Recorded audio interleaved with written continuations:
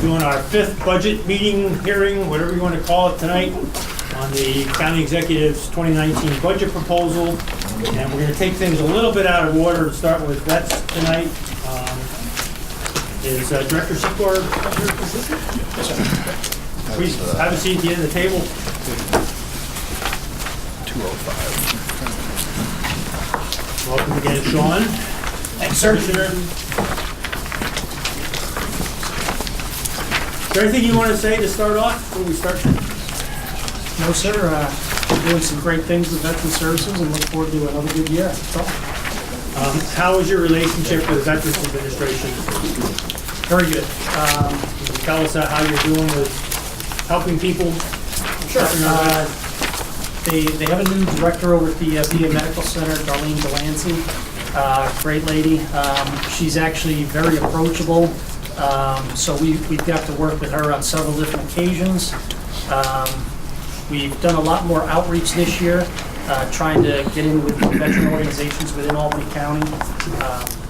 We've actually identified over 75 within the county. So, and the list 75 veterans organizations within the county? Yes, sir. I had was no surprised idea. myself. Wow.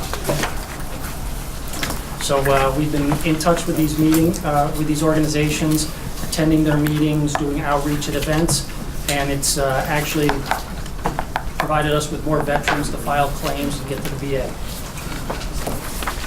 Well, Ms. Willingham, do you have any questions? Yes. If you said something, then I have to admit I didn't hear it. I'm so sorry. But he was bothering me. So, in 2017, the legislature passed the Albany County Restoration of Honor Act. Okay, it's local law 7, and that directs the Veteran Service Bureau to provide assistance in correcting a veteran's discharge papers. And that veteran was other than honorably discharged Yes, ma'am. because of the don't ask, don't tell Yes, ma'am. policy. So, I'd like to know, has any veteran come forward with such assistance? We have actually been at some events where people have asked if we can assist with that, and we have informed them that we can. We've provided them the information, but they haven't followed up with us, and we've tried to contact them, and they decided to go other routes.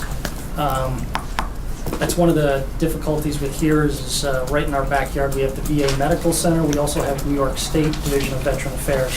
So sometimes they decide to go that route because I think it'll be faster, but it's not really any faster.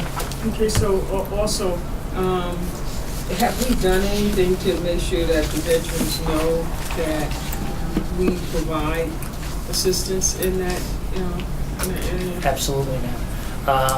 We've done a couple events up on the plaza this past summer, and that's usually where we get the biggest crowd, and that's actually where we found these people who are interested in that. Is there anything that we can do to help in that area? No, like I said, we've been reaching out to a lot of different organizations, mostly veteran, but also other organizations.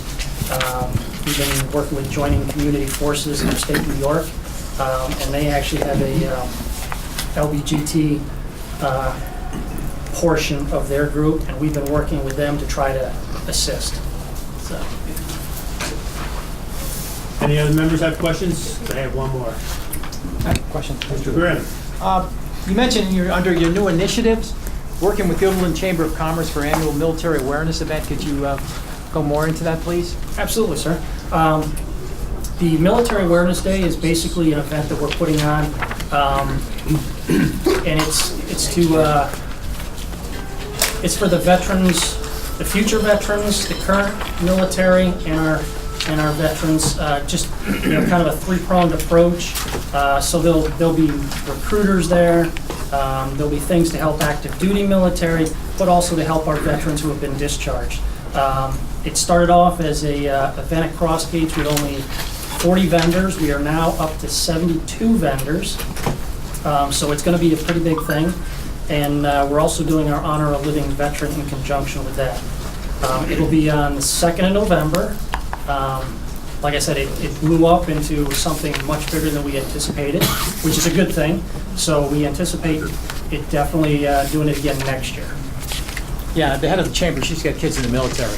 Absolutely. Yeah, Michelle. One Marine, I'm one sure Air she was Force. driving behind that, so that's Yes, great. she was. That's great you're doing that, thanks. Thank you. Any other members of the committee? Hilltowns, how you doing up there in the Hilltowns? Fantastic. We've been going out there, and there's been some few veterans here and there coming in, older people who can't make it into Albany. Right. So we've been able to reach them. The Bern Town Supervisor, Sean Lyons, actually approached me about possibly doing some other events out there. So in the future, we will be doing some more events out in the Hilltowns area. Other questions? Thank you very much. Doug. Oh, one more, I'm sorry, Doug. I have A a veteran? worrying statistic about veteran suicide rates increasing. Is there any hotline or any services, mental health services provided by your department? Yes, sir, actually there is. Actually it was in 2016, there was a study that was put out that said that approximately 22 military or veterans commit suicide daily. Just last month, the VA put out another study, and that number has dropped to 20. So it's trending in the right way. Still too many, still above the national average. But there is the crisis hotline, the Veterans Crisis Hotline, and that's on all of our desks. So if we have veterans that call us and they need, and they're in distress, that's where we send them. It works. Any questions? Thank you, Doc, for that support. Next up, the social services. Commissioner McLean.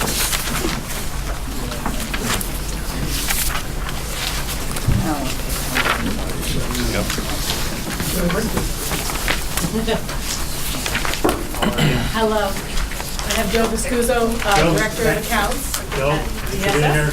Yeah. Good to be here.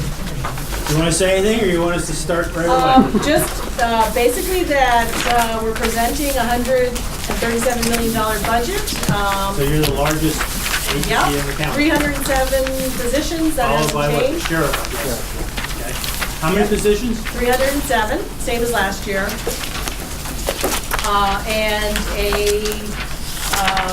The increases are related to our Medicaid share, which is mandated, and union contractual obligations, and a few other emergency aid for adults. And it's an increase of 1.3% county share. Overall. So, Commissioner, New York State, I believe, is the only state now in the country that shifts the cost of Medicaid onto its counties. North Carolina, I think, repealed their participation of their counties about 10 years ago. So that leaves us the only, I think, I want you to confirm this, that we are the only state in the nation that still shifts a mandatory contribution down on its counties from the state level. I will have to double check on that. There may be a couple other states, but I can get back to you on whether New York is the last state that does that. We can get you definite on that, Mr. Chairman. I know it's very low. Yeah. Even if it was. Yeah, we may not be the only one, but, Yeah. I know there's various aspects of the program that are charged down, but not a systematic. this is a 25% share that is, Which varies for elderly, for the nursing home, I know, but 25% is, Joe, go ahead. You want to explain it? Well, we're in the capped environment now, so it used to be that generally we pay 25% of every gross expenditure. It's better now to be in the capped environment, but it's still costing Albany County I'm in the taxpayers. repeal environment. What's that? I'm in the repeal on the county. The repeal? Yeah. Yeah, I think, our taxpayers need to know that maybe not quite 3/4 of our property tax levy, the $94 million that the county executive is proposing to burden our taxpayers with, our property taxpayers, is attributable to Medicaid. And that's passed down from the state to our property taxpayers. 67 million is what we're projecting for next 67 million. for our department, yes. I'm not saying, questioning the worth of the program, we need it, but it's just, I think it's unfair that New York is the only state in the country which shifts the cost down to its property taxpayers at the county level. It's just not an appropriate property tax base to do that. It's not fair. Mr. Bergdorf, you wanted to chime in? Oh, you're speechless for once. I was going to suggest that you are following candidate Molinaro's position, which is disagreed with by the current governor. Yeah, Mark Molinaro does have one good thing that he's trying to do. I wasn't going to say that until you called upon me, though. And so you're supposed to I'm not weighing in on that. Mr. Grimm, oh, you're not waiting. I do have a question, though. Got it, fireworks. Is the Medicaid, of course, is the granddaddy of mandates, but do we go beyond state requirements in the way we spend any of our social service money? Obviously, there's federal and state requirements. Do we go beyond that? All the services that the Department of Social Services provides are mandated services. So, but we don't add There's to, no we don't enhance them at all? There's no discretionary services that we provide. So you have to do exactly as the strings attached indicate. Yes, we follow state and federal law for every program and service we have. Joe, you mentioned that we're in a capped environment now. The state capped Medicaid a number of years ago after the counties raised hell for a number of years. We're also in a property tax cap environment. So if we didn't have the Medicaid cap, then we'd really be up the creek, I'm sure. By millions, yes. Yes. So Medicaid is $67 million. We have daycare, I think is about 13 million. But we get aid for that. Right, we're limited to just the $1 million local share on that. That's the maintenance of effort, they call that. Okay. Family assistance, would you explain what that is and say that we have about $12 million there? That's the temporary assistance for needy families, which is a federal program. That's 100% no local reimbursable. share affiliated with No that. local share, it's No 100% local share. federal.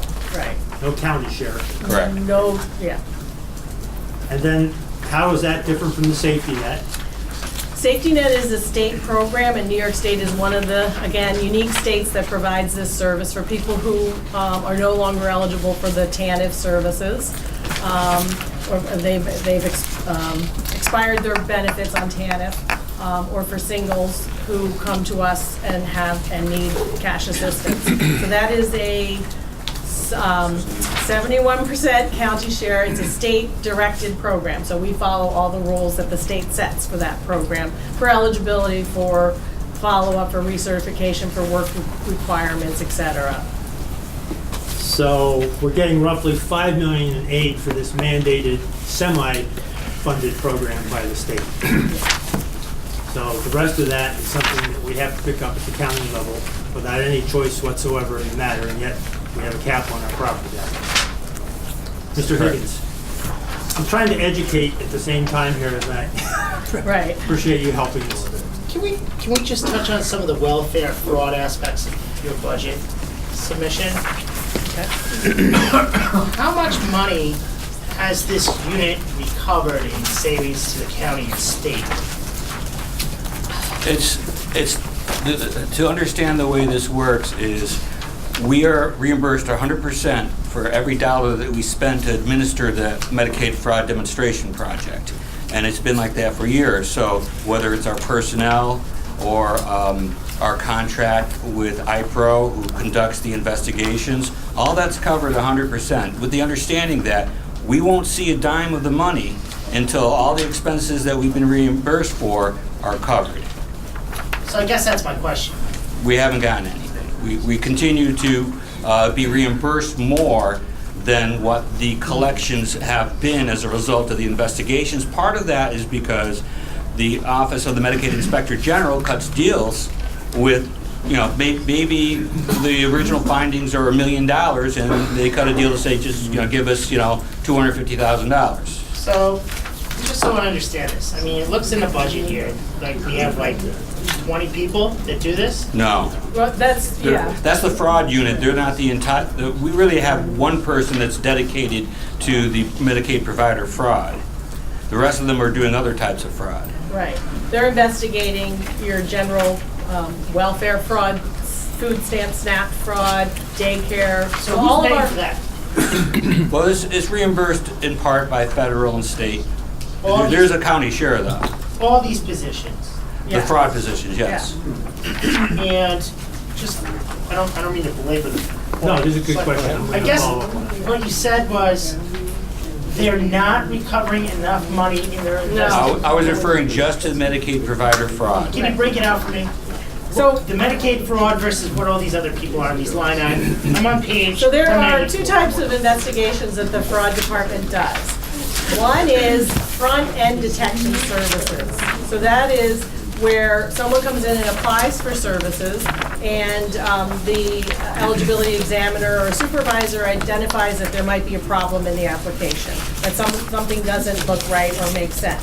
So they send those possibly to the fraud department. They investigate further to make sure everything is complete and accurate in the application. And I can give you some numbers on, I don't have it right here, but on what we've prevented, fraud we've prevented. So people that haven't, their application has not been approved because the fraud department discovered. Flags it. Yes, Okay. exactly. So that's That's the front end. a pretty significant amount of funding. Then there is back-end detection services when someone has already received a TANF or safety net, for instance, or daycare services, and something is identified that there's a potential problem. So then they do a full investigation, knock on doors, go out and look at people's bank accounts, et cetera, et cetera, et cetera, and then they may determine fraud on those cases. Again, pretty significant numbers, and I do have those numbers, I just don't have them with me today, on the fraud that we have discovered. And then that goes to a recommendation is made, and the district attorney's office works and negotiates whatever settlement that is. So you've got like 25 FTEs here that do this, the front end and the back end. Yes, and yes. How many of them work on the front end stuff and how many in the back? Or is it all? They all, yeah, they all do different, yeah, they all have different expertise, and some of them work on both. Now, I just want to back up to the other statement you said. So they're not recovering, it's impossible to know on the front end because that's Well, preventable. we do have numbers on Some that. numbers. Yeah. On the back end, how much have they recovered? Well, And what are I we have talking about? 126 provable fraud with about 500,000 recovered. Say that again, 126? Provable fraud, so that's what we've taken to the end result for $500,000 recovered. We did 848 investigations, this is for 2017, for back-end detections. And 389 cases were closed or benefits reduced. That's just for the back end. We're only identifying 14 positions in fraud. So the contract for Medicaid doesn't, you only have one person We that have kind one of person liaisons for that, with yes. that. And what's the approved potential reimbursement to the county of which we've gotten $0 so far for all these years we've been doing this? How many years have we been doing this now? 4, 5, 6? More longer, yeah. Yeah, 7, 8 Yeah, possibly, Yeah, about yeah. 8 or 9 years. But So- it's, But it's yeah. 100, so we're not laying anything out. No, right, the county. Except for this one staff person is funded? No, by the he's state? funded by the program as well, so it's all fully funded. And that's what, in part, is why we don't see any extra revenue coming in, is because the repayments have been less than what we've been reimbursed. And they're not gonna give us reimbursement until it's caught up. So Office Inspector, Medicaid Inspector General, OMIG, yes. is negotiating the settlements with these people who've been identified as having participated in fraud. They're negotiating it Yeah. down. They know. So, does the state get anything back? Who gets?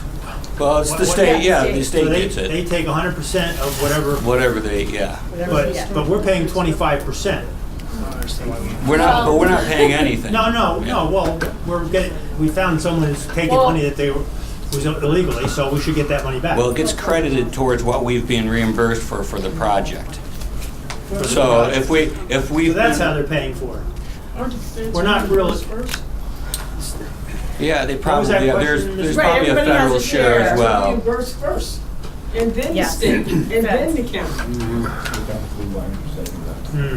Isn't that right? Yeah, they would probably take the first so cut. this is just a wash, so we're very For us, good it's, to help. we're required to have a fraud unit, and it's good for us to fight fraud, and it's fully reimbursed. And it all, But- they're finding fraud in Albany County. Recovery goes, 100% of the recovery goes to the state. Yeah, but it all And maybe we prevent impacts. some, but, yeah. Yeah.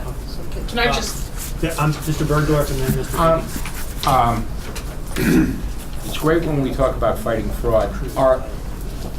Who are these 800 investigations of? Are they of individuals who have fraudulently filed for benefits? Or are they for medical providers who are fraudulently submitting charges to be reimbursed? Is it sort of the retail customer or the provider? Because I think there's a big difference. I would separate the Medicaid investigations, because the Medicaid investigations It's all are of medical. the providers. Okay. The rest of our fraud investigations are of the recipients, or the applicants. So, the people receiving the benefits. How does that break down of your 800 investigations? How much are providers and how much are individuals? I'll have to find that out, because I don't know if that's Do in we this- seek restitution from Yeah. individuals who have been ineligible? Yes, we will get our portion back, because of course we don't pay, for instance, SNAP benefits is 100% federal Anyway. benefit. So that 100% of that funding goes back to the federal I mean, government. are we finding people that we then take off the rolls because of the fraud, or? Yes, yes. Mr. Chairman, I'd love to see how that breaks down personally. Commissioner, how do we compare, do you know, with other counties in the state on this? As far as, So the state is capturing these statistics of recoveries with OMIC. So how Well, I'd have does to Albany County compare- compare to Schenectady, Rensselaer? well, we'd have to look at a comparable size county. So I'll have to, I can do some research on that. Would you like the local area, Mr. Chairman? We can get you that, like the area? Yeah, but I think the other, I would even say, even Onondaga, which I know is bigger, Yeah, and it's a lot Monroe, but I think Orange and Westchester's a lot bigger, but with Medicaid populations. So, Metrics on that. So you would like to know the number of investigations and the number recovered? Or, Mr. Bergdorf? Well, I would, generally, when you read about something in the press about Medicaid fraud, you find out it's a practice and, there's been, 2 million or 800,000 or whatever. I'm not sure I remember individual instances in the Capital District. So I'm curious as to those 800 investigations for which some are against providers, groups. I'd be curious to see what we are finding and how prevalent that is. Or, obviously, I'm not looking for individuals who have been investigated, but I'd like some sense as to how prevalent that is as well. Just in terms of the activities of the 14 people.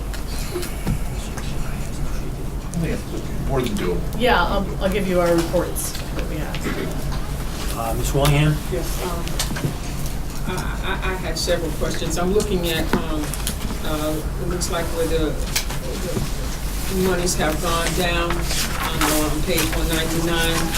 And top here, where it goes from 12,100 12,150,000 to 11,775. And then the same thing with, you know, the revenue.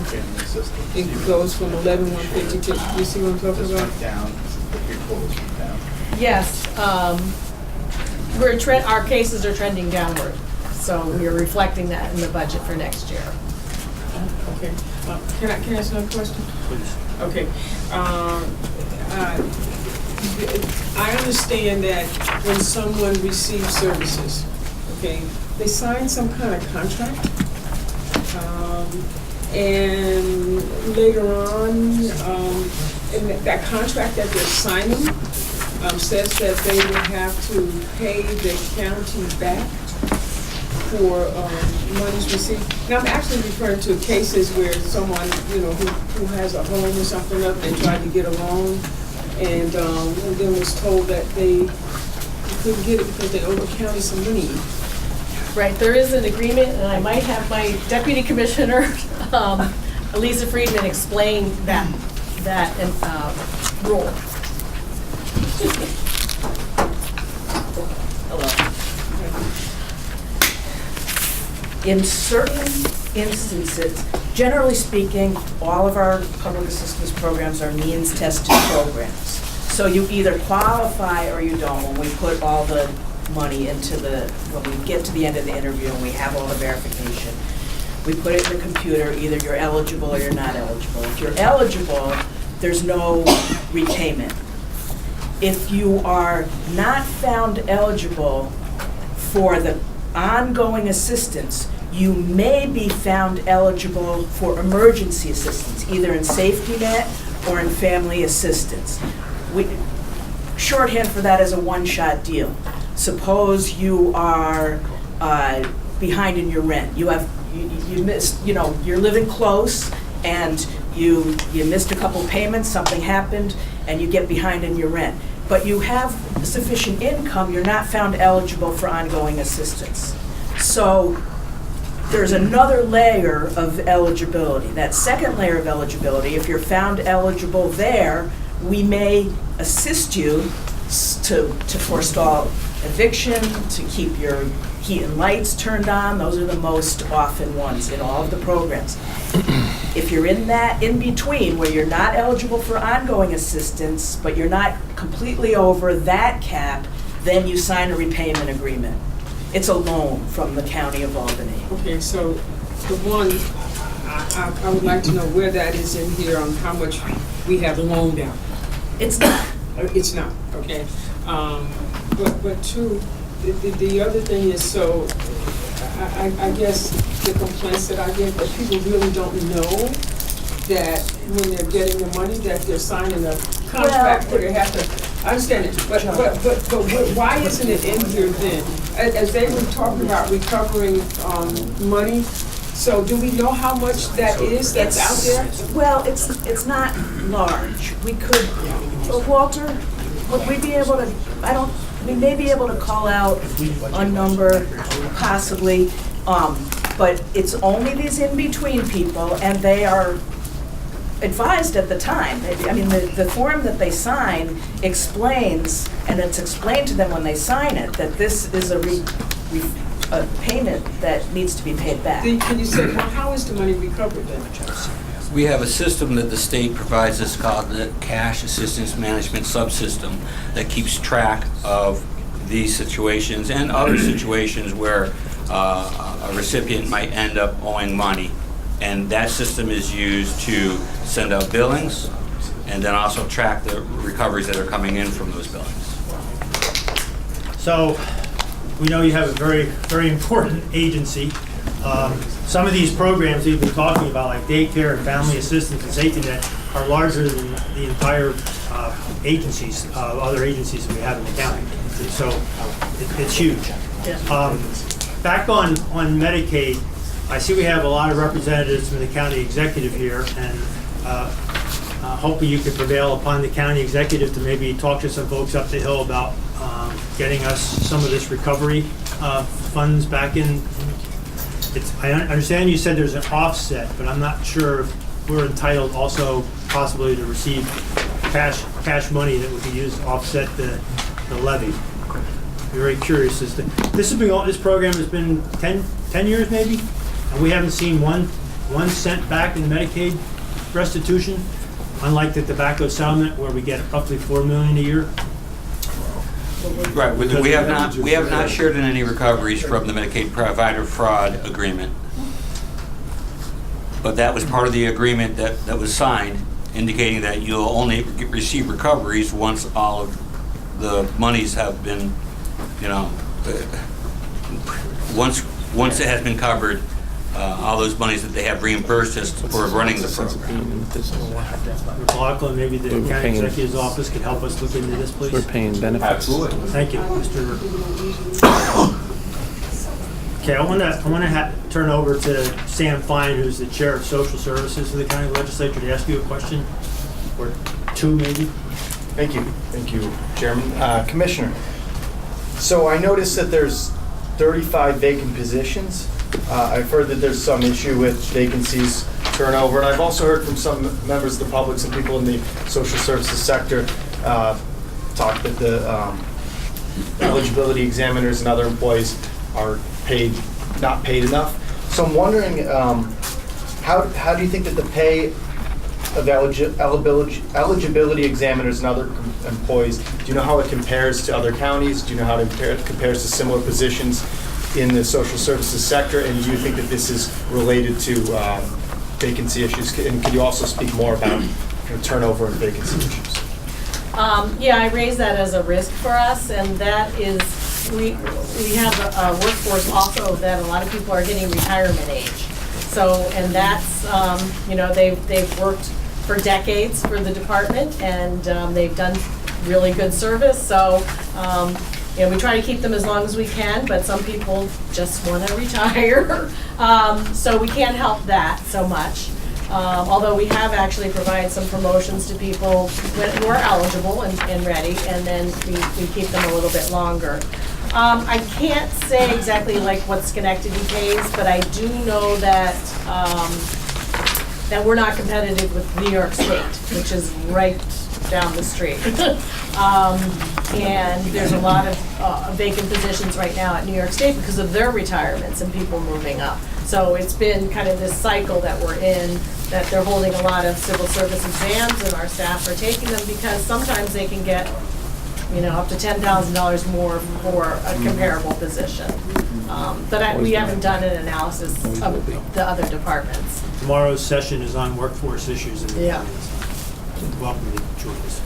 So have you seen a lot of employees leave to go to the state, and have you considered raising salaries to stop that? I know that other departments, the district attorney changed all the salaries because that was an issue with public defender's office.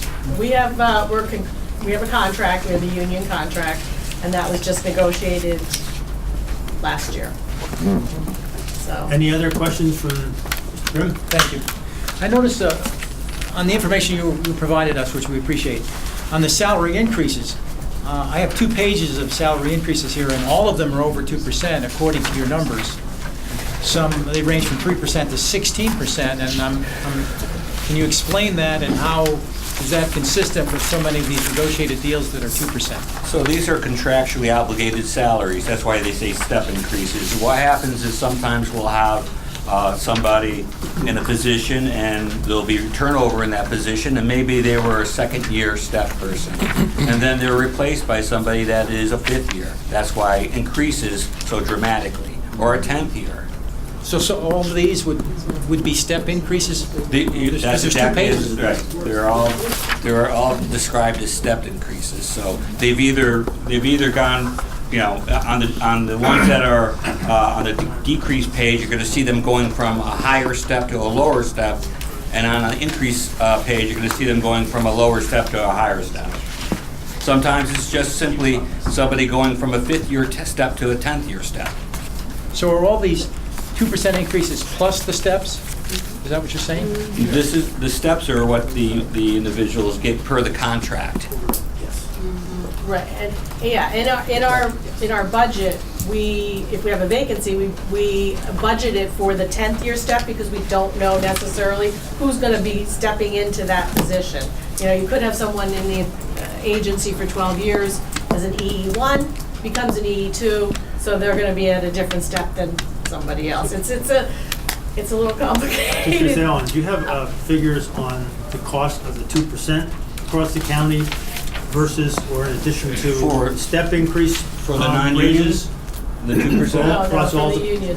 Across all the county? So, So- not to speak for you, but you just. We're not just talking 2% here is the point. Well, right, you're not, but what you're also, so the way that this is budgeted in here is that your revenue is based on We're- those numbers, so you would These not. positions are being paid for by the state in part? For significant A lot part, of them. for, Right. so we can definitely do that for you. But we have to take in mind that this is not like an excess of 2% raise for these people. These are fixes for, you know, Right. They're not, They're yeah, not unless they ra- move well, into a new the position. question is, are they raises? And you're saying they're not. They're step increases. No. Longevity, but it's That's a raise too. Yeah, longevity is So, also paid. a fee versus a tax, you know. It's more money. But not all these people are realizing this. That's what I'm trying to convey. No, I- That this is, That's why I made the distinction between 2% yes. versus all other salary wage increases. Most people in the agency are getting 2% next year. It's only if you get and Are you change your getting position. 2%? I don't know. No? I'm not here to answer that question. This is the biggest agency we have here, Sean. Any other questions from Mr. Higgins? Just on page 197, the contractual expenses, the fees for services.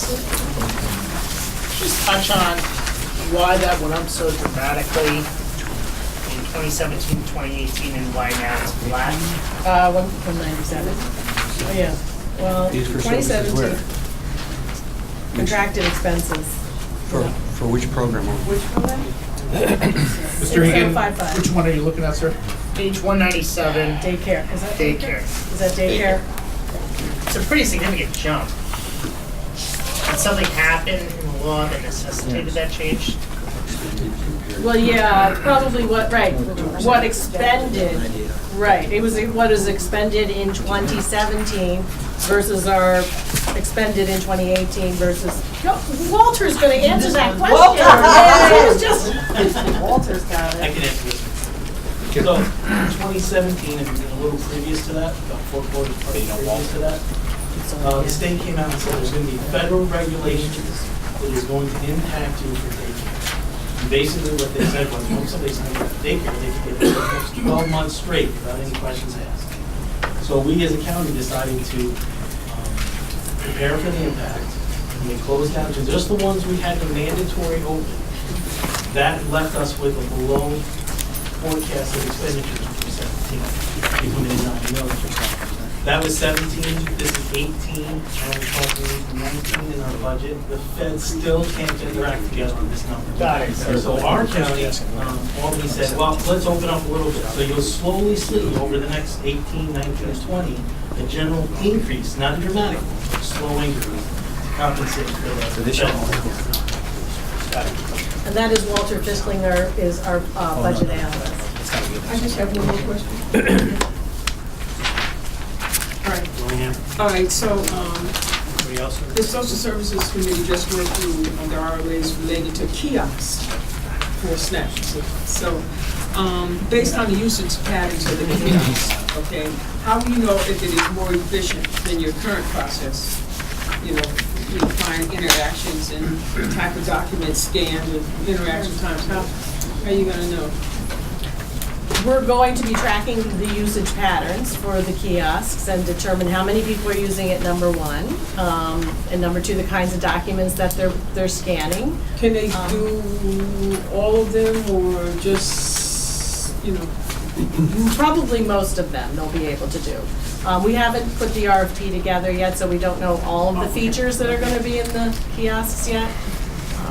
So usually when people fax to us or drop off to us, they're gonna be able to use the scanner for. Yeah, the biggest agency, that's why you're here at the table the Sure. longest. No, absolutely. And you are getting a 2% raise, just. Thank you. All right, that's,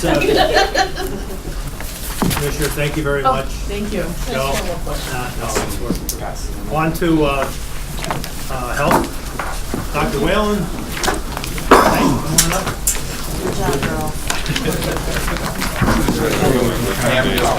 Thank you for coming.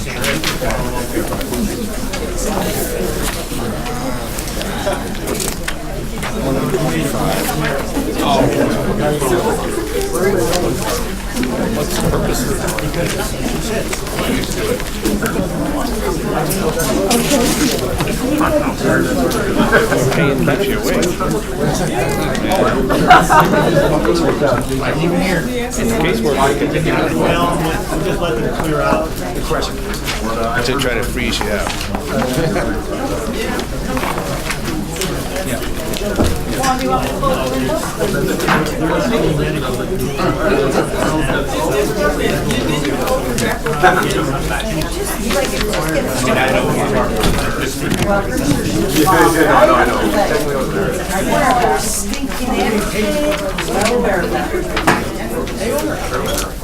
Who's paying for their health? They get paid.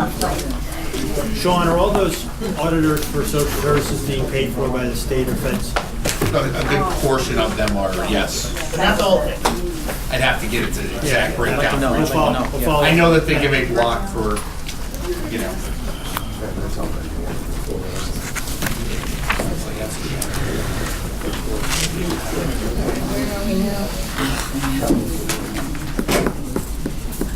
Okay.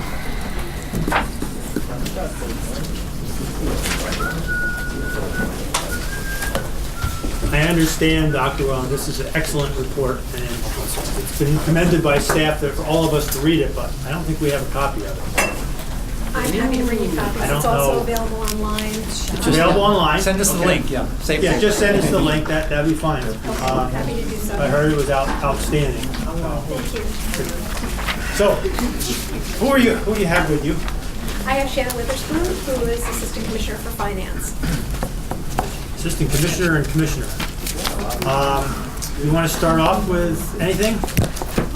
Well, we don't have any major changes to our budget this No, year. I see. So I think our budget that we're presenting is very strong, and we appreciate the support of the legislature to continue with the strong programs and services that we have for the health of the residents of Albany County. How are you doing with turnover? I think we're doing well. You're doing well. Yeah, for us, we always have challenges with the fact that the state health department is here in Albany, and we have several major health systems that often do pay healthcare workers a little bit more than we do. But we have a pretty good retention rate, and whenever we do have vacancies, we usually have a lot of candidates that are interested in positions. Questions from members? Mr. Chairman? Mr. Chair. Yes, opioid. Yes. You've heard of that. I noticed the state, in fact, it's in your materials, awarded us 75 grand.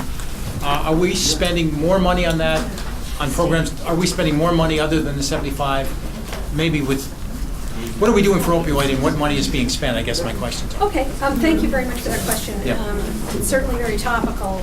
We have been working around the opioid issue for the past several years as an unfunded mandate because we know it's an important public health concern.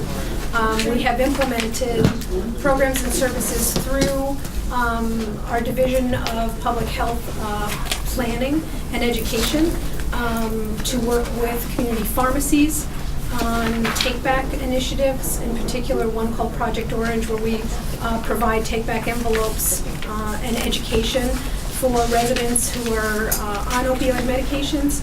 We have worked with many community partners, including the College of Pharmacy, and we have established with the county executive, with the Department of Mental Health, the opioid task force, which uses an approach of collective impact to develop population-based strategies around opioids.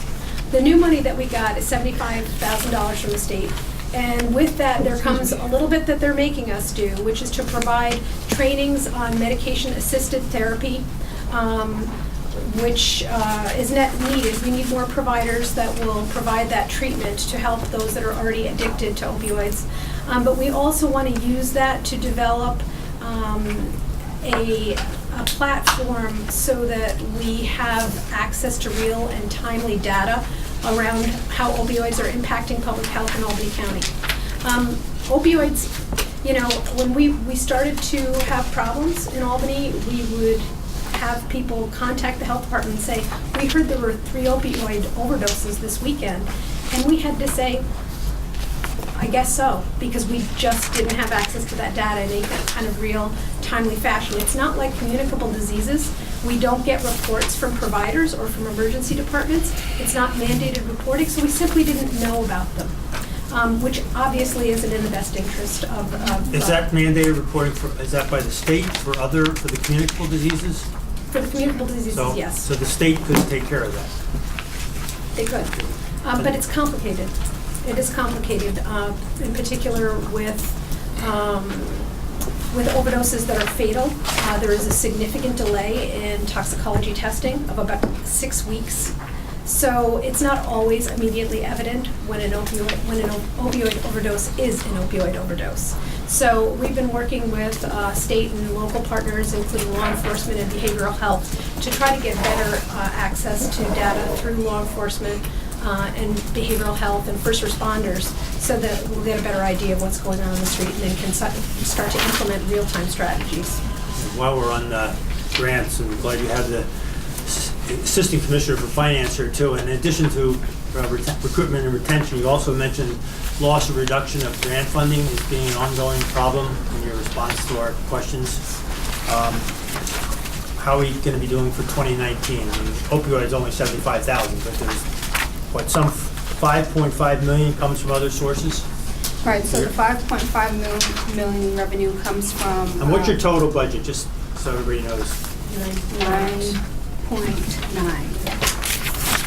So the health department's 9.9 million, which is less than a lot of the social services programs we were just talking about from the time.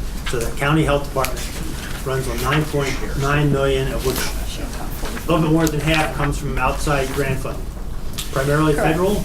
So it's not just grant funding, we also get insurance reimbursement. So we have our dental clinic, so we get reimbursement from third-party medical insurance, and we also have our STD clinic, which we'll get local fees from as well. Then we also have federal and state funding, which consists of emergency preparedness, healthy neighborhoods, grant, Homeland Security, and this... What is Homeland Security giving us money for? So we are mandated to have public health emergency preparedness activities, and Homeland Security, I can tell you exactly what they provide for us. So mass casualty, what? Well, you know, we do a lot of drills, and the drills are for different scenarios, whether they be communicable diseases or bioterrorists. So we have a significant amount that goes into that planning activity, and also other activities. So State Homeland Security Initiative, we had 29 trainings this year, 27 exercises and drills, and 16 message mapping initiatives. So they provide funding for those kind of medical volunteer training, medical exercises. So how you link up with the local medical centers, how you link up with the sheriffs, like if there was a bomb train that came down through Yep. Albany and there was an incident? Yep. We could be involved with that? We would, and we have very close relationships with regional emergency management and state emergency management on an ongoing basis. So state as well, okay. Yeah, so most of these, particularly the large-scale response trainings that we do are in conjunction with state and federal partners. Mr. Higgins?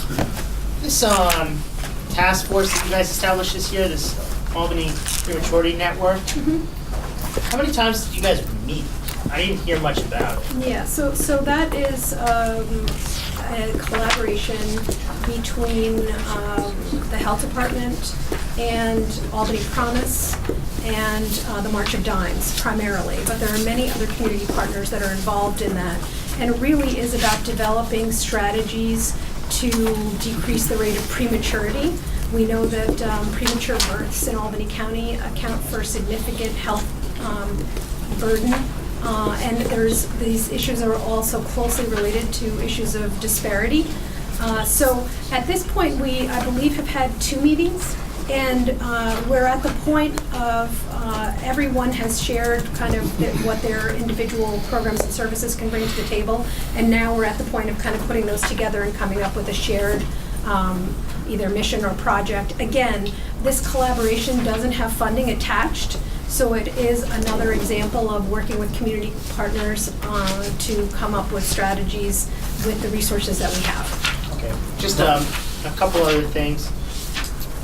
Your department has been tasked by the legislature with enforcing several of the local laws, doing with food service establishments and their inspection, and I'm just curious to know if you can provide us with an update on that, and what your plans are for the enforcement of the recently signed styrofoam ban that's now been expanded to all food service establishments that you have jurisdiction over. Right. So we do inspections of all restaurants and food service establishments that are mandated to contract with us, and we have staff that does that. So what the new laws do is just add kind of an additional checkbox for us. So these are agencies that we are, and businesses that we are present in, that we inspect at least yearly and often more than a yearly basis. And if we find deficiencies, we make sure they're corrected and do follow-up visits. So in these situations, it'll just be looking for compliance with the local law around styrofoam as well. Sure, but you guys are prepared to roll that out? I mean, that's been sent to the Secretary of State, and it's going to go into effect in a few months. Yes. Because, there's a lot of concern about, whether we're gonna go after some of these small businesses immediately and start fining them, or if they'll be able to wean off their current styrofoam inventory.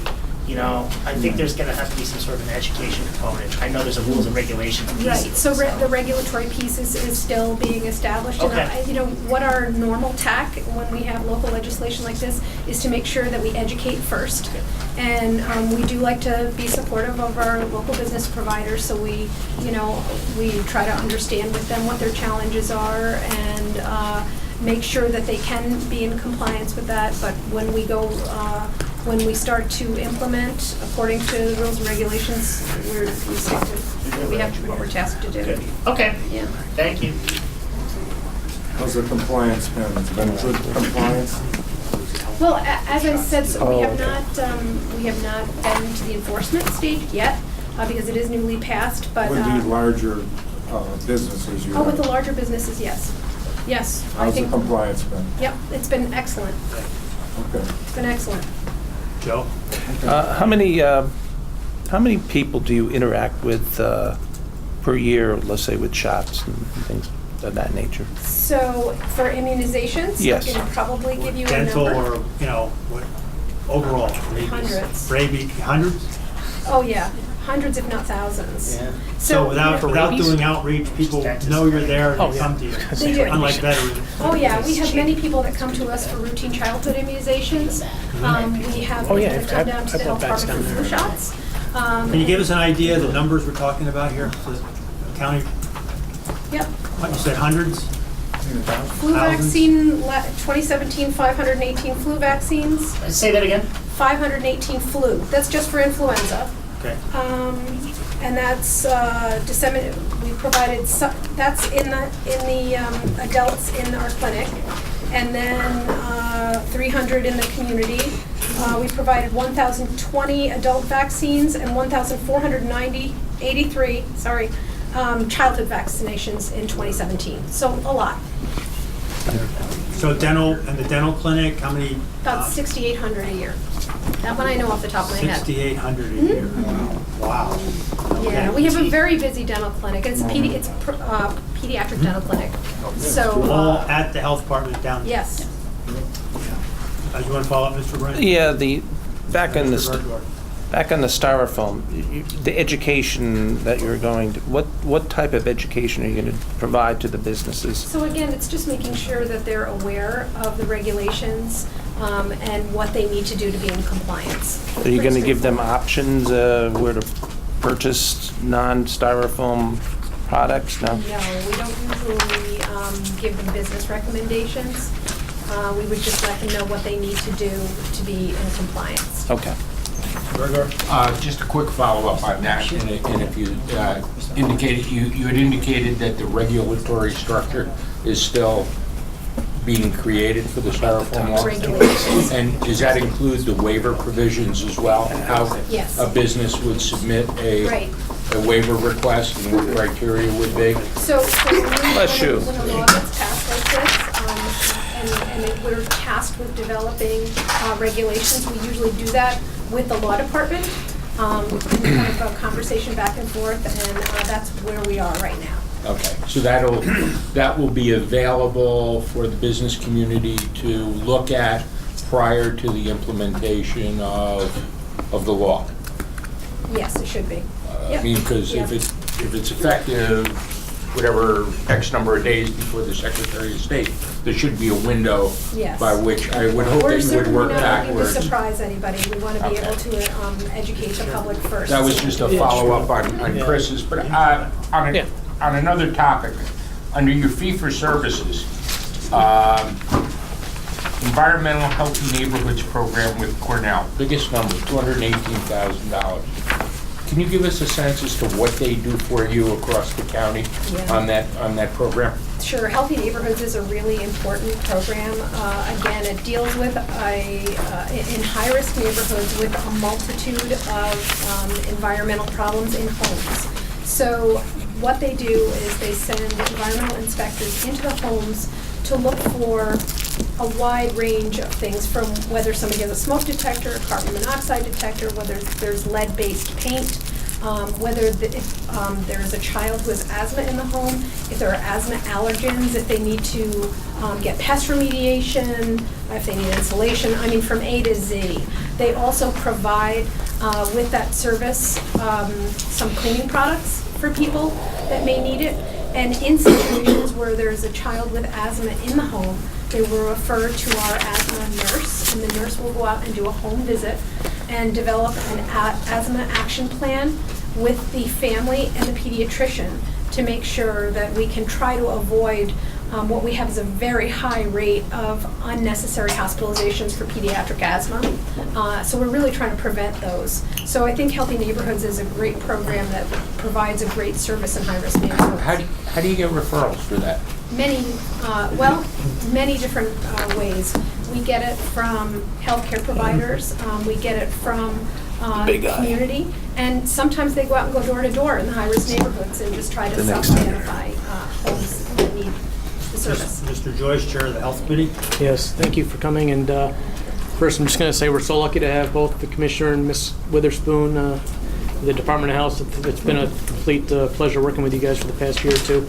I know you both, with everything you do in this budget, you've both been very active in seeking accreditation for the county. That's right. Department of Health, and with that, I won't get into too much, I mean, that's a whole other discussion, I believe, but if we get there, I know we look at grants as a possible, a potential risk. If we receive that, would it help us, would it put us in a better position to both qualify and receive grant funding, maybe grant funding we haven't received in the past? Theoretically, yes. Yep.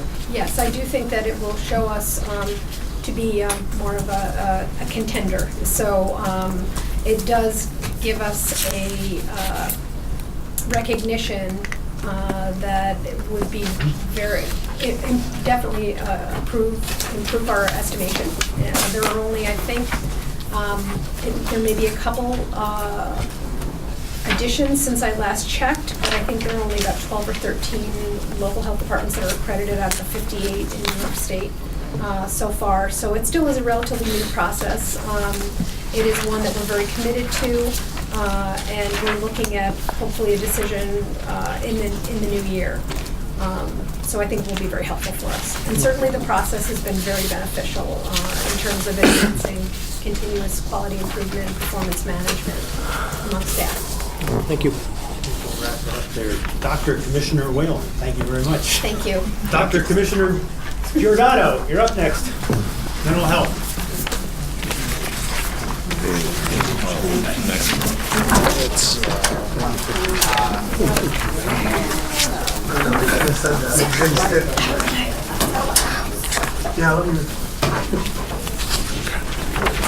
Good evening, Mr. Chair. All right, can you introduce everybody too, please? Dr. Yes, yes, sir. I'm with Deputy Director Susan Daly and Chief Fiscal Officer Kelly Roberts.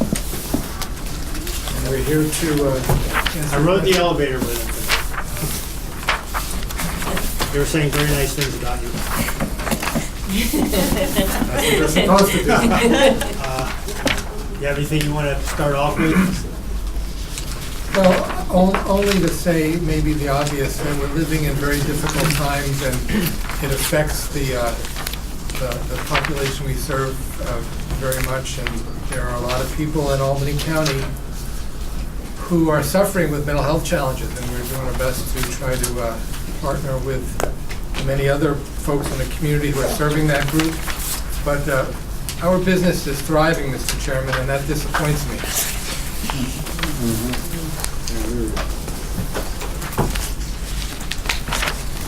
So you're moving from volume-based payments to value-based payments. Yes, sir. Could you explain what the significance of that to Sure. the committee members? This goes back to the governor's Medicaid redesign initiative that started in 2011. And it's been quite a trajectory over the years, but ultimately, we're coming to a place in the year 2020, which is a year and a half away, where behavioral health services will no longer be paid for on a volume basis, so we're not going to get paid. The more people we see, the more money we're going to make. The value-based is basically we're going to be doing business with the managed care companies, and we have to present to them a reason for them to want to do business with us. And it's going to involve things like value and quality. So there'll be bundled payments, we envision, for a scope of services to a population, as opposed to a payment every time someone comes in the office. So is it going to be like diagnosis-related? It will be functional related. So someone, and the reason I make the distinction is because someone could have a very serious diagnosis, but they might be stable, and they wouldn't need as much services as someone with a lesser diagnosis who is unstable. So it's going to have to do with functional abilities in the community. So then you're going to be paid based on outcomes? Yes. Yes. Yes. In addition to other things, we've been working for a number of years and with the committee chair from the health committee and perhaps from this committee as well. We've been trying to get ready for this. And we want to be in 2020 as a provider that people are going to want to come to. And just to give you a brief example of the things we've done in the last year, we've reduced the amount of time to see someone for a first appointment from an average of 9 days to less than 1 day. We've reduced our no-show rate by 25%, and we're still moving on that. We've reduced the time to see a psychiatrist by 50%. We've renovated our waiting room to make it look presentable. And I want it to be a place where we would send our loved ones and our friends, and we also want to be competitive in 2020 when the managed care companies start to look who they want to do business with. So, but you seem to have no lack of clients to... Well, the secret here is that they need us as much as we need them, because we serve we serve a large number of folks each year. And how many? Well, right now we have almost 800 people in our mental health clinic. We probably see about 2,000 over the course of a year. At our jail, we have a very large mental health unit. We saw 3,000 inmates last year. We have about 150 now on our case. When did that unit start up? I remember it was a few years. You know, my predecessor was very instrumental in developing that. I've been in this role for the last 7, 8 years, and it preceded me by quite a few years, so. But, you know, it's one of those things, if you build it, they will come.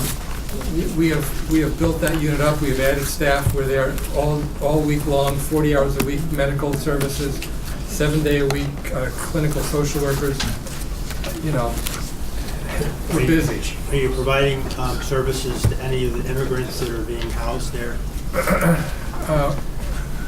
That was something that I was very concerned about when this began. We have had some referrals from that group.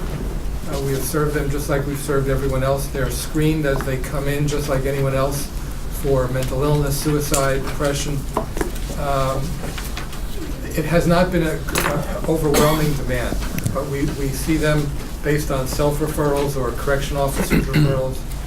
So the answer is yes.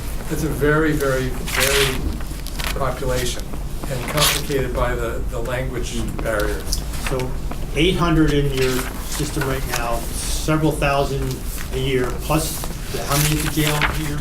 Well, last year we saw 3,000, we had 3,000 inmate contacts. At any given point, we have about 100, 150 on our caseload. Our mobile crisis team, which we see this year, we're projecting we're going to hit about 1,500 crisis visits in the community. We have a health home and an ACT program, and you know, I think I would like to think we're giving you your money's worth. And your total county budget is? Well, I will tell you, it's $27 million, but $16 million of that is funding from state OMH and OASIS. And again, our health committee each year reviews we have about 70 contracts. They're 100% state funded. They come to us each year for renewal and review. The rest of the budget is $11 million for our direct services. Mr. Joyce? No, not yet. Any questions from Mr. Grimm? Yeah, thank you. This value-based thing is intriguing to me. I've talked a long time about clear practical outcomes. Yes. It isn't, how many people we serve is not necessarily a good indicator how well we're doing. And I know you've been focused on this a long time. I'm glad to see you're already identifying clear practical outcomes. Yes. And I think we're probably going to be on the forward of that as the state moves to that, especially if you remain here, Dr. Giordano. I have a question. What is the big question today? Yes. There may be the next synagogue shooter walking around Albany County right now. You know, there's no question mental illness is a huge role in these crazed people. What can we do?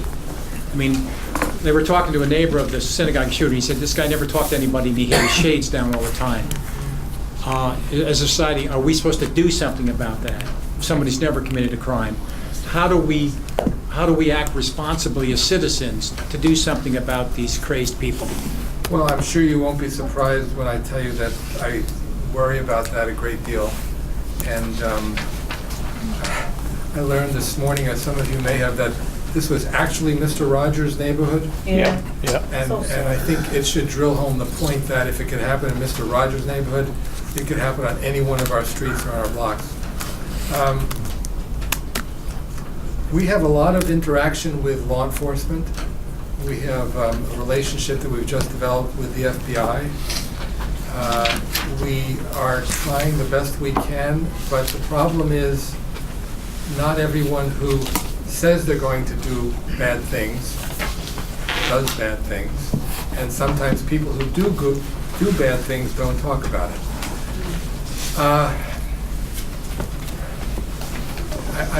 I'm almost, you know, that's the question of the day. Every clinician that works for us is constantly doing risk assessments with their folks in terms of violence to self or others. We have protocols in place to remove people from the community if we had to take them to the hospital. But this is a free country, and the burden is on us to prove that people are dangerous, and it's a very hard burden.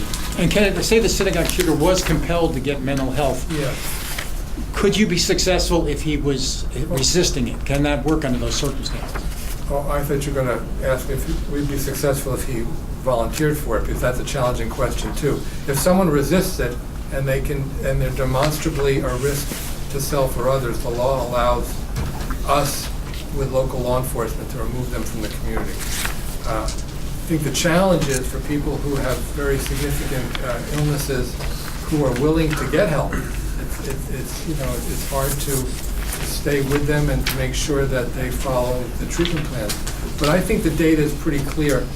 Mentally ill folks are more likely to be the victims of violence than the perpetrators of violence. We hear these are low probability events, all too common, and many of them have mental illnesses, but almost always they're folks who are not in treatment. Treatment works. We have a lot of folks, and we have some,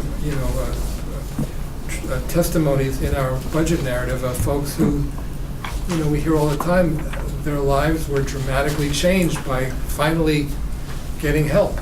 Sometimes it's medication, sometimes it's not necessary. But I would say that by and large, we don't hear about the success story. Even in our work with the police department, and we have many relationships, especially with Albany Police, we've started to do, as you may know, we do crisis intervention trainings. We've done 250 officers in the last few years. We bring in success stories, and the officers are amazed. They only see these people on their worst day. To see them as stable and taxpayers and having jobs, it amazes them. I think we all have to remember that although we live in troubling times, it's not bleak times. I mean, we're helping people. We just have to get them. And I guess the last thing I'll say to your question is, it really is, if you see something, say something, even with your loved ones. It's not just packages left in the park. If you have concerns about people, we'll go out and do a welfare check. We'll ask you to bring them in and maybe talk to them, and do that all the time. So you had a question for Judge? Yeah. So you say you're seeking an additional 500 mobile visits? Well, based on, what do you have now? Right, so we've been, prior to this point, we were working 2 shifts, 8 in the morning to 4 and 4 to 12. Many years ago, we were a 24/7 operation, and we had to make a decision a number of years ago in terms of the best use of our resources. Explain to people what exactly you're doing, what the mobile... Okay, so the mobile crisis team is a group of clinicians. They're housed at the hospital on New Scotland Avenue. They work for us. We're one of the oldest teams in the state. We just celebrated our 33rd birthday or 35th birthday. We respond to crisis in the community, law enforcement, family, or patients calling on them. So you're not driving around in a van, No, we're not. We don't have nets. We don't have... not that kind of mobile. No, but we do respond in the community, anywhere within the confines of Albany County, regardless of whether you're an Albany County resident or not. And one of the things that we're proud of that unit is not everyone ends up going to the hospital. By virtue of our interventions, we can divert folks to services. But we bring back folks to the hospital. We respond very often with law enforcement. I think we prevent people getting arrested. But by going to the 24/7, adding another shift, we believe we'll have another 500 crisis contacts in the community over the course of the next year. Do you have any interactions with the schools, local schools at all, based on the bullying that kids received at schools? Well, one of the things that's unique about our county is that a number of years ago, the children's mental health services were separated from the adult mental health services. So the children's mental health service are embedded in the DCYF department. They are in daily contact with schools. I've helped out sometimes because with any luck, most kids become adults. Yeah. Most kids have parents, and we end up serving many of the same families, but the bulk of that work is done by DCYF. Okay. Any questions from members of the committee? Right. Joyce. Giordano, Social Services, Department of Health, a lot of these agencies identified retention as a risk. Is that you have some, obviously your staff, there's a lot of agencies in Albany County, New York State, where they could go work. Are you having retention issues as well, or? Yeah, that plagues the behavioral health world. When we meet with our partners in the community, all of our provider partners are saying the same thing. And it's multifaceted, but the answer is yes. Fewer people are going into the field, and there are higher payers out there. And so what we end up having to do, what we end up doing is, we get people out of school, we give them a wonderful experience, they stay with us 3, 5, maybe 9 years, and then invariably, the state pulls them away. So yes, we have some vacancies now. We're in the process of hiring and interviewing. We're not as in bad shape as we have been in the past, but our retention is, just think about it, the jail is an example. We have, 7 or 8 social workers up there. That's a tough job. There are people, believe it or not, who want to work in the correctional facility. The sheriff's not here, I don't mean that to insult, but it's a stressful job. And even when you want to work there, there's a high turnover. So it's the nature of the work, it's fewer people going into the field, and the state sucks them away from us. So yes, the answer is yes. You're welcome to come to 102. Dr. Giordano, thank you very much. Thank you. Thank you very much, appreciate it. Crime Victim Services, Mr. Ziegler. Come on up.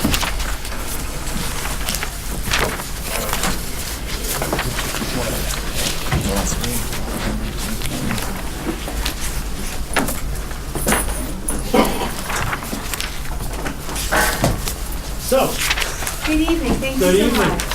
Fire away.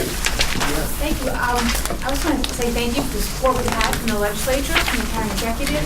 We have had an amazing year. We have moved into beautiful new space. It's just gorgeous. It really sends a message to the community that Albany County values the folks that we serve and the services that we provide. So we're so Can you very tell fortunate. people who are watching at home where you're located? Oh, please? be happy to. We are now on the 10th floor. We are in room 1010, and it is just In this building. in this 112 State Street. Thank you. On a bus line. Please come down and visit us. We're very, very happy to have our space. We were very fortunate to receive the Office of Victim Services Case Management Grant Award. So we have added 2 case managers this year, and it's running. They've been on staff since August 31st, and we are already inundated with requests and the services that we're providing. So we're thrilled with this addition. We think it was a pretty valuable adjunct service to what we provide, and we're just very, very excited about it. We have amazing relationships with all of our grantors. Our primary grantors, we have 2 DCJS grants, we have 2 Office of Victim Services grants, and 2 DOH grants. We also have small grants, those are 6 of our primary grants. We've seen increases, we have long-term relationships, and we're doing amazing work in the community. Our county share has been reduced significantly, and we're just... So $1.5 million budget about, right? Yes. And about 88% or so grant funding. Yes. So you just said you reduced the county share from what to what? I think there's a lovely bar graph in Amanda, but this is the most beautiful I've ever seen our budget presented. There's a lovely bar graph that talks about the county share right now is More than in half. more than in The new, half. More than in half. So, and the budget has increased from the low ones to 1.4, what did I just say, 1.5, 1.4, 1.5? So you're down a little bit from last year, about 100,000 according to the adjusted amount. For this year was 1.5 million, and you're dropping down proposed to 1.4. This was, we had a relationship, DCJS had been funding what's called the GIVE project, which is the Gun Involved Violence Elimination Act. And we are a subcontractor to Albany Police Department, and they've made some changes. So as we were a subcontractor, so we didn't lose any grant money. It's just that they've not requested us to provide the scope of services that we had previously been providing. Okay, fair enough. Metallica fans like what they're hearing too. Dougie is still here. I thought they were beeping for me. I thought they were so excited to hear that. It's your new office. Any other questions from members, non-members? Mr. Higgins. Very quick, are you seeing any sort of an uptick in calls your office is receiving in response to, the so-called Me Too movement that you're seeing in the Huge, country? absolutely huge.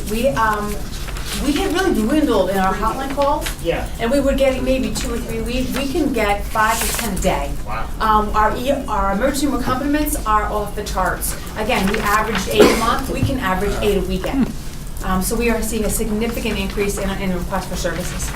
How do you get the word out that your agency exists and it's a resource and a tool that's out there in the community for victims? We use social media extensively. We have a Facebook page, a Twitter account, Instagram account. We're on the college campuses. We're in, we do a number of different programs. We table all over. If you have a table sitting there vacant for 5 minutes, we have brochures on it, and we want to talk about what we do. Keep up the good work. Thank you. Mr. Chairman? Yes, I'm looking through all your charts. Can you tell me what your most, you said you had a great year. What is your most significant accomplishment? I think the most significant accomplishment that we have been able to provide, beyond the significant grant funding increases, is that we are able to provide a larger scope of services. The volume is significant, and before we were able to really just have 1 or 2 important contact with people, but now we're actually able to delve deeper and work with those folks who have more complicated, more complex cases. So those folks who maybe have mental health issues, who have substance abuse issues, who are homeless, who need much broader scope of services, who maybe have some educational issues, landlord complications, we're able to actually stay with them longer to maintain those relationships, to help them provide or find that security and stability that they lost having been the victim of a crime. Folks who are on the edge, they're surviving, but they're just making those ends meet. If they have a crime happen, and they have their rent money stolen, and they have all these, maybe multiple things happen, that can just shift them from managing to being at risk. We are able to intervene more significantly and over a longer period of time to make sure that they're whole, to get them what they need so that they are able to be productive and feel safe in their communities again and be an active part of their communities again. Karen, continue with education here. You used to have a different name than you do now. Could you explain to people how you're evolving? Sure. Originally, about 1975, when my agency first began, we were the Rape Crisis Center. And what happened was the New York State Office of Victim Services added a pool of money. So when people are convicted of a crime, they are given a fine, which goes into this pot of money. So all crime victims, not just rape and sexual assault victims, but all crime victims were eligible for this additional pot of money. So there was a crime victims program and then the rape crisis program. And wisely, I think, they combined those 2 programs because sexual assault survivors are crime victims and many other like domestic violence crimes can involve sexual assault as well. So with the combination of those 2 programs, the funding source, we are now the Crime Victim and Sexual Violence Center. Doug, your victimization report, you had the biggest category was other, and you listed a bunch of others. Yes. Why is that 180? It's the way that the data is collected by the grant scores. They want to know the larger crime categories, but there are so many. There are so many crimes. If you look at penal law, there are so many different crimes that can be committed and that are committed, and the state grantors don't capture that specifically. All right. Questions? Karen, thank you very much. Thank you very much for your time. Thank you. And let us know. Thank you so much. Adrian Lucano, our new commissioner, our newest commissioner. No. Up there, oh. Executive decision. Thank you very much, Mr. Chairman. Scott, go ahead. Just a very quick, broad overview of the numbers this year. What happened to our commissioner tonight? What happened to our commissioner?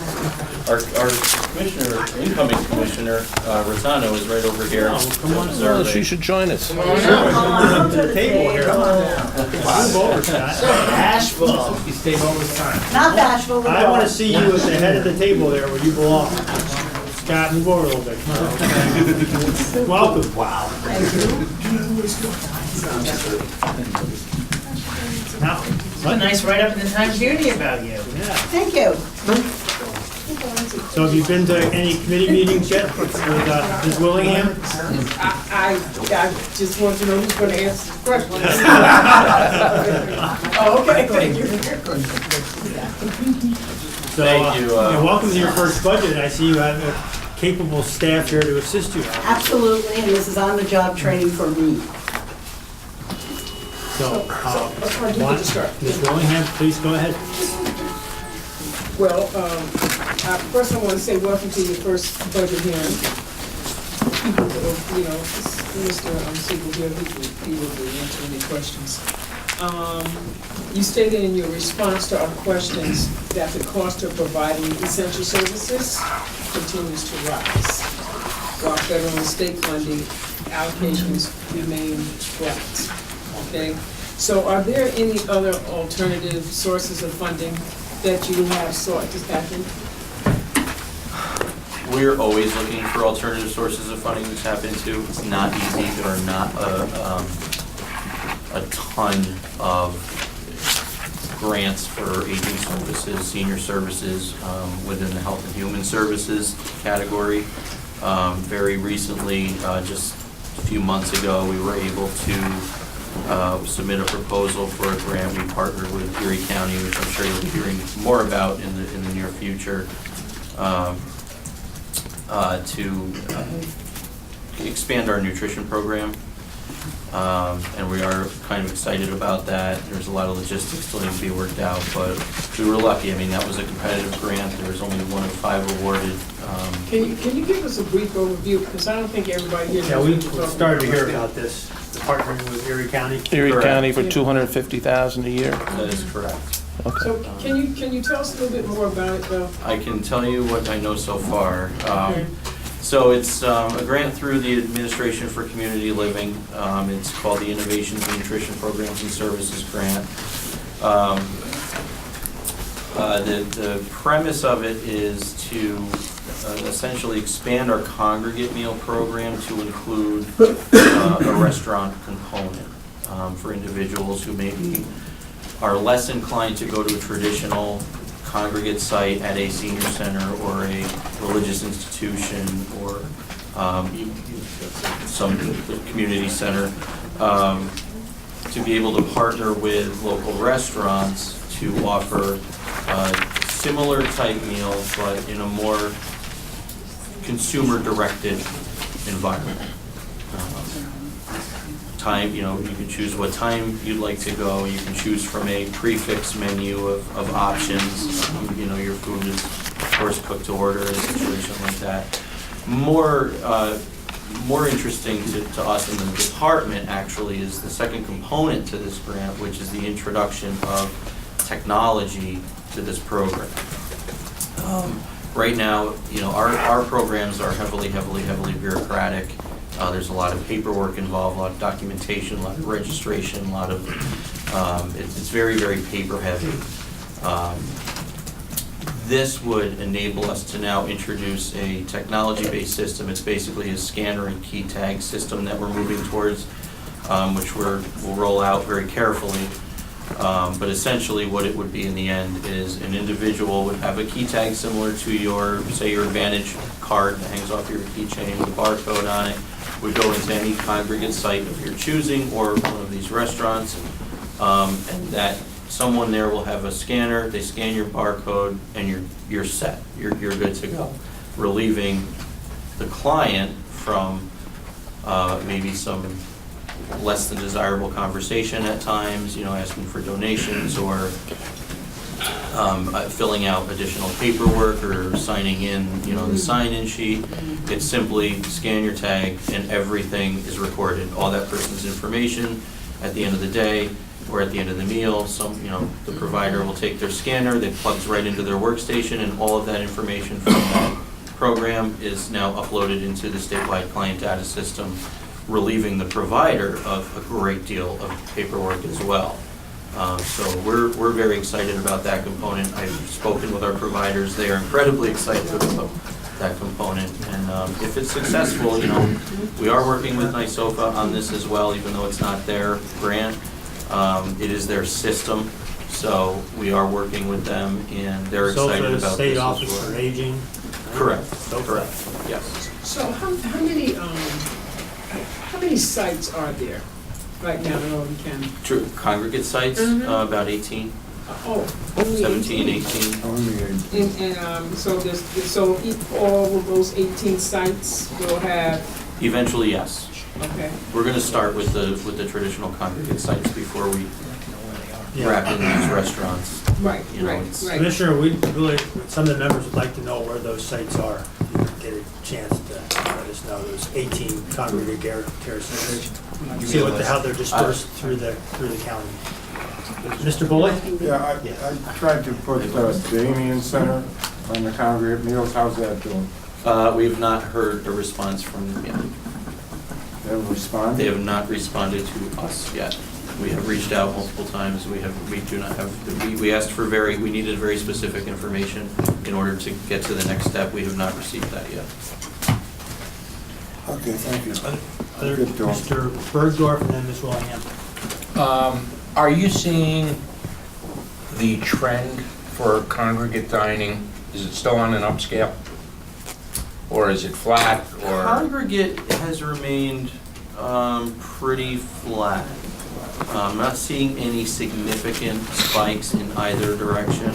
How about meal delivery? Home delivered, programs? huge skyrocket, huge skyrocket. In fact, we're going to be coming to the Elder Care Committee probably close to the end of the year, maybe shortly after the first of the year, because we're going to need some contract amendments. Well, it's funny that you mentioned contract amendments because one of my concerns all along, and won't come as a surprise to some of the people in this room, is that when we did the styrofoam law, that many of the congregate meal providers and the people who delivered meals relied upon styrofoam to keep a product warm. We found that out when we surveyed the community 2 years ago. Now, people are in the second or third year of contracts, I believe, that we issue. We do renewal every year up to 3 years. Right. So you have people who are going into this cycle where they're not allowed to use styrofoam anymore, and the county executive said he's going to hold all vendors responsible to that. So you have not-for-profits who are going to have increased costs because they're going to have to change their packaging, unless you go the waiver route, which is why I asked the commissioner before whether or not there was going to be a waiver. So I would hope that when you consider your contract amendments, that you would let providers know perhaps and compensate them for increased costs, because if you don't compensate them for costs, if their average is $7 a meal and their packaging goes up $1 a meal, then it comes out of the food and not out of the program. And there's no place else to get the money. So I would hope, if you are considering contract amendments, that you at least, if this is the road the county's going now, and we're going to mandate this on not-for-profits, and we're going to hold vendors accountable, that we reimburse our costs to those vendors, so we're not reducing the amount of food for the programs. What you're saying is completely logical. It's also hypothetical. Yes. Well, at the same time, at the moment it's hypothetical. I will let you know that we do keep in close contact with our providers. Cross that bridge when we come to these it. sorts of May not laws. be an issue. We have not heard, we did reach out to our providers. They did not respond in a way that Prices are coming led down. us to believe that it would significantly impact their operation. I will say, however, county procurement policy precludes us from raising the unit cost during the contract period until we go back out to renew. We are allowed to increase the number of units provided, but we, to my knowledge, county policy precludes us from So maybe good legislation will give you flexibility. Yes. Oh, I just want to clear something up. So the home delivered meals is different from the current meals. Okay? And so with the, I thought we went through 3 providers. Is it 3 providers that are responsible for the home delivery? Okay, so it's only 3. And that's where the most, I guess you could say, how many meals are home delivered? Over $250,000. Yeah. Okay, so, but it's only 3. 3 providers. $250,000. Only 3 providers. And then the congregate meals, I thought that, I talked to someone the other day, and they provide theirs on plates. Some do. Yes, some do. So, you know, so there is a difference in how that is done. Can I just ask a question? How is the closing of the Cohoes Community Center, well, you know, how many people will be impacted by this program? How many seniors? Yeah. Well, we don't have any programs that are held directly at that. We don't. The county does not subsidize any programs for seniors at the Cohoes Community Center. If I can, just a shameless plug, that's a loss for me. I spent a lot of time there when I was a kid. It's really sad to see that closing, but our excuse me, our programs in Cohoes are provided at the Cohoes Senior Center, which is around the corner from there, but a completely different facility altogether. Any other questions from members of the committee? Mr. Grimm? Thank you, Mr. Chairman. Do you have any numbers on how many people we serve and what the breakdown is by municipality? I mean, obviously, it's changing every day. When you bring them into the system, it would be helpful going forward if you don't, just to mark the municipality, because I'd be very interested to see what the breakdown is. Does Guilderland participate? Well, that would be. Does Bethlehem participate? Yeah. Yeah, we can. Colony does. I'd like to see it. Does Bethlehem participate? Does Bethlehem participate in senior programs? Yes. Through the county? Yes. I think only from a transportation standpoint. How about Guilderland? Guilderland, they have a, also transportation, which began this past year. And they have a congregate meal program there that is provided, I believe, by the town of Colony. Colony and Guilderland? So we have some very robust local aging departments. So you're working with Erie County on this grant. How are we doing shared services with our local communities? So like Colony has a very strong program. Bethlehem does. I think Guilderland does. Yes, they do. Compared to, say, hill towns or elsewhere, where are we underserved as far as local participation, local municipality participation in aging programs? So who are you serving? Who are we serving? Who are you serving? We're Primarily, who are you serving? by municipality? Yeah. We're in all of them. In some way, shape, or form, we're in every municipality in this county.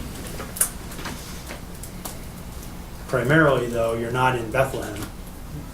Primarily, we're not in Bethlehem because I'm we trying to- have approached Bethlehem. We have a close relationship with the town of Bethlehem. They are part of our Age Friendly initiative. They've hosted more than one meeting there, and they're fantastic. Jane Sanders out there, fantastic individual. We talk frequently. We partner on as many things as we can.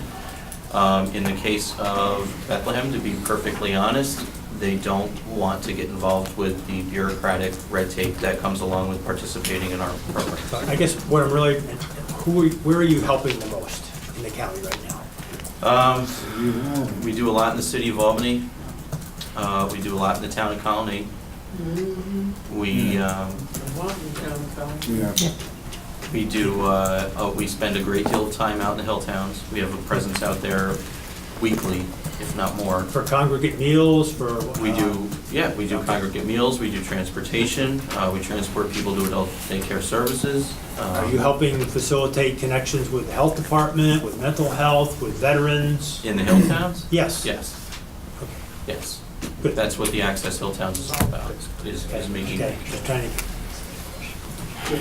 Well, I just had a comment. I think the senior projects of Ravina does provide home-delivered meals to people in Bethlehem. Isn't that part of the zone? They do. Yep, a portion of Bethlehem, I think South Bethlehem. Very few congregants. Who's, yeah, Lakakis. I don't really know anybody who receives home delivered meals in Albany County, but I've seen Rensselaer's and Suffolk. And I was just wondering, you don't serve it warm, do you? More often than not, yes. Really? Okay. Interesting. In We do, Suffolk, they there are come cold and ones. then There's multiple levels. There is a hot meal that gets delivered every day. More often than not it depends on who needs what and what your eligibility is and what your specific circumstance is.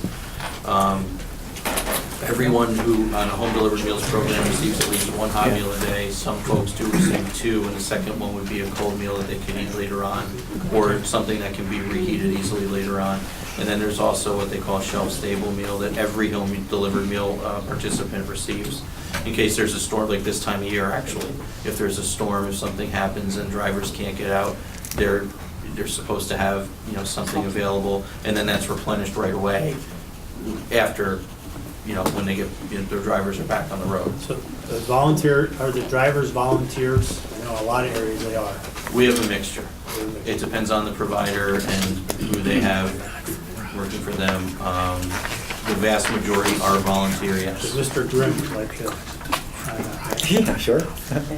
Mr. O'Brien. Daybreak, obviously you're familiar with that. What is the county's involvement in the Daybreak service? Are you referring to the Eddie Daybreak? Yes. That's one of ours. We are involved. They are a contractor of ours. That's probably our smallest in terms of attendance from the county participants. That's our smallest site that we have. I think we have 2 or 3 at the moment that are participating in that program from Albany County because they're actually over the river. Yeah, right. But we've done business with the Eddie for ever and ever. They're fantastic. Is there any Daybreak facilities in the town of Colony? Not Daybreak, but they do have a lot of their own adult day. They have Bright Horizons. Okay. And they have 3 or 4 sites. Is the new county nursing home going to participate in a Daybreak service for? Like an adult daycare? Yeah. Respite? I suppose that'd be a good question for Slacky. Mr. Slacky. Yeah. Okay. Last question, Ms. Willingham. Okay. Can you tell me anything about senior employment? Albany County used to have senior employment program? The Title V program? Yes. Yep. Senior, Senior Community Service Employment Program. Yes, great program. We ran it here for years. Over the course of the last decade, the numbers have dropped. The federal government, where Title V, it's part of the Older Americans Act, Title V, Title III, internal jargon, I'd be happy to teach you sometime. The Title V program has been monetarily declining over the years. If I look historically, I think we had close to $250,000 in that program going back about a decade ago. Last year we had 82,000 come in for that program. What the state decided to do effective July 1st of 2017 is remove that program from the AAAs, regionalize it, similar to like the Economic Development Councils. They regionalized the program, and so now we are Zone 3, I believe, is what we're considered. An organization called Pathstone has now assumed the Title V program for the region that we're in. Do you know how many people we have been able, jobs we've been able to get from seniors from that region? Last week, the last I talked to the senior employment rep at the state, we had 5 slots. All of them were filled with 2 people getting ready to enter the program. To make 7 or? To make 7. To make 7. Okay, is there any way that we can increase that number? I mean, have we ever used any county dollars for that? When we had the program, yes, there was a match requirement, so yes, it was a 90-10 match, so 10% of the program would have come from the county. I would be. Thank you very much. Commissioner, you have the staff person here. We look forward to working with you. Welcome aboard. We'll be in touch. If you can give us the congregate care facilities, the ATs and around. By municipality too, anything you can give us, if we can do it by municipality, that would be helpful. Okay. Okay. We will do our best. Thank you all. Come on, you